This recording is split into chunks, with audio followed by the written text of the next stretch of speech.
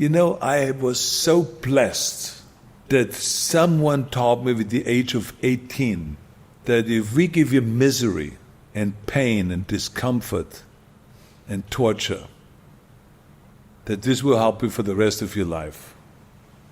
It's almost kind of like an investment, because from then on, you say to yourself, okay, now things don't bother me. That nothing bothers me because I've gone through all of this stuff. And this is why I tell so many young kids today, I said, you're making a big mistake to always look for comfort. Because comfort is the evil of everything. Comfort is not good.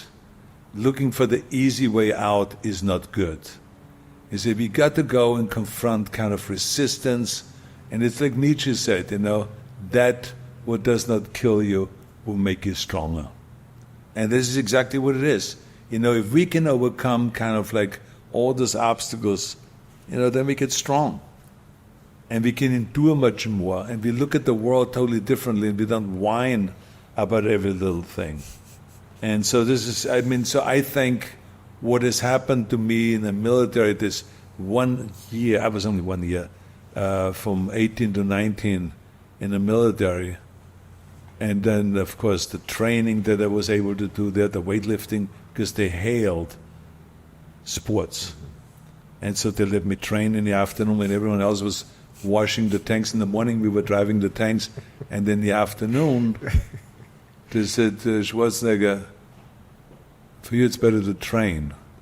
And so I had my gym, I had my barbells and my benches and everything at the military station. And so I trained for a few hours while they were washing my tank and the oiling up all the different areas where you have to lube and put all the grease in it all the time. So this is the kind of thing. It's kind of like, so I can totally relate in a way to what you guys went through, because I went through it with a small percentage, and it helped me so much. So I know how much it helps you. Yeah. Yeah, and I think one of the things that made the military start to adopt so much of lifting, working out was, number one, obviously you get the physical benefits, but the mental benefits too of going and exerting yourself it makes every part of your day better when you start off that way. And then, like you said, when you're working out with your other guys and you're doing hard stuff together, it brings you closer together. So you're going to have that community feeling even more in the military when you're working out with guys. When you get with a group of people and you do hard things together, you become closer. That's what it's about. Absolutely.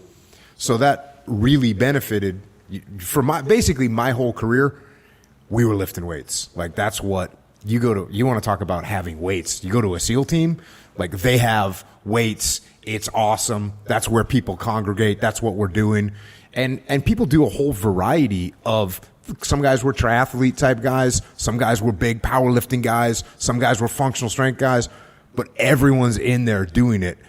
And the weird thing is right now is you have problems with recruiting because there's people in America that aren't into fitness, that don't recognize how important it is. How do you think that's happening? That on the one hand, we have the most knowledge we've ever had, the most opportunity because there's gyms on every corner. We have all these opportunities, and yet there's people that are not even fit to be in the military because they haven't worked out and they're 20 years old. What do you think of that? I think that it's a lot of it has to do with parenting, because I think that if you are a parent, you go out with your kids when they're like 3-4 years old and you run around with them and you do things and do fun things, go take them on hikes, take them skiing if you have the money, because skiing sometimes can be expensive.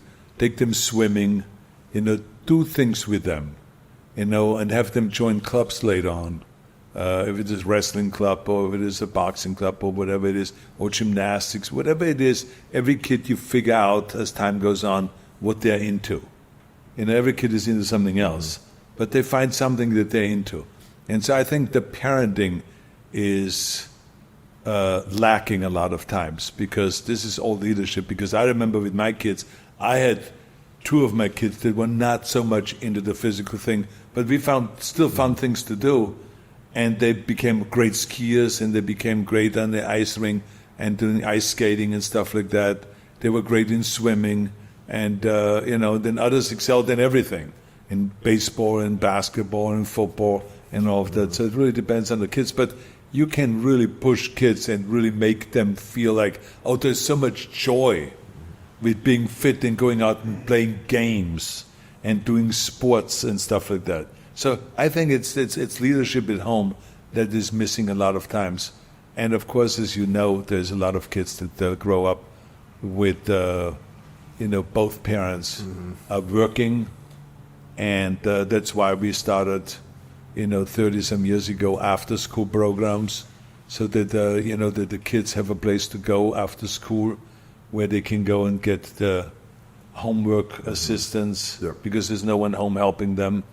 They will get their tutoring after 3 o'clock, between 3 and 6, and where they get their sports programs, where they get their fitness programs, their exercise, the arts programs, playing music instruments and doing painting or whatever they're into. So all of this stuff is to kind of like assist the parents, where both of the parents are working, that there's someone there for this, and there's some adult supervision for those kids. So that's why I started after-school programs 30-some years ago, and it has become a huge, huge hit. Yeah. Your book, this new book that you wrote, it's called Be Useful, 7 Tools for Life. And you start off, the first tool that you talk about in here is having a vision. And you say in the book, so many of our best people are lost. So many of the good ones don't know what they're doing with their lives. They're unhealthy. They're unhappy. 70% of them hate their jobs. Their relationships are unrewarding. They don't smile. They don't laugh. They have no energy. They feel useless. They feel helpless, as if life were pushing them down a road to nowhere. If you know what to look for, you will see people like this everywhere. Maybe even you when you look in the mirror. It's okay. You're not broken. Neither are they. This is just what happens when you don't have a clear vision for your life, and you've taken either whatever you can get or whatever you thought you deserved. We can fix that, because everything good, all great change starts with a clear vision. So you've been doing that. I mean, what you already talked about. You saw Reg Park. That was your vision. You saw Hollywood. That was your vision. When did you figure out that was the methodology a person needs to have in order to move forward? I figured it out with bodybuilding, because not only did I have the vision of Reg Park, because I had it in the magazine right in front of me. The literal vision. But what was the most powerful thing was that I could see myself on that stage, on that Mr. Universe stage, like Reg Park, but me, and winning. And so it was the most extraordinary thing, how real it was. I saw the photograph of Reg Park standing there with, in the background, the thousands of people applauding, and I said to myself, that's where I'm going to stand. I don't know when, but I'm going to stand on that stage. And I'm going to go and win the Mr. Universe trophy. And so I was absolutely convinced. And I could only compare it always to how people feel when they're religious. And they're absolutely convinced, that, hey, I'm not worried about dying. I know where God is going to take me. And they're absolutely convinced about that. And God is going to guide me. And I will go through some difficult times, but God is going to be by my side. And they have kind of almost a relaxed feeling about it, no matter what trouble they go through. And I felt exactly like that, because I never was worried about it. It was not kind of like I was scrambling, saying, oh my God, is another year past? I hope that I got closer to my goal. No, it was kind of like every set that I was doing, every exercise that I was doing, every rep that I was doing, I felt like great joy, because it was like a rep, a set, a weight that get me one step closer to my goal, to make my goal become a reality.